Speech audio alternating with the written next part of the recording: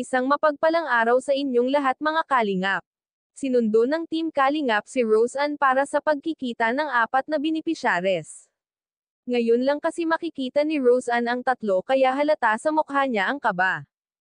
Nauna nga si Rose Ann na dumating sa kanilang tagpuan. Habang wala pa ang tatlo ay halata sa mukha ni Rose Ann ang kaba na kanyang nararamdaman. Nang dumating na nga ang tatlo ay nagpakilala sila sa isa't isa. Halata sa mukha ni Rose Ann na nahihiya pa siya sa tatlo. Pero katagalan nilang pag-uusap ay nagiging close na sila sa isa't isa.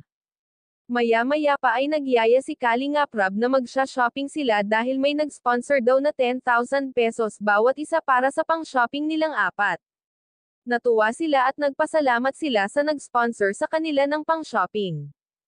Napuna ni Kalingap Rob si Rose Ann na ito ay nasa malayo at namimili ng kanyang damit.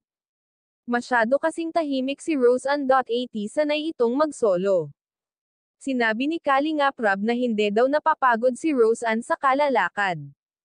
Sinabi ni Rose Ann na first time daw niya mag-shopping kaya hindi raw siya napapagod sa pagpili ng damit. Matapos na nga ang shopping nila ay sandali naman silang nag-usap-usap.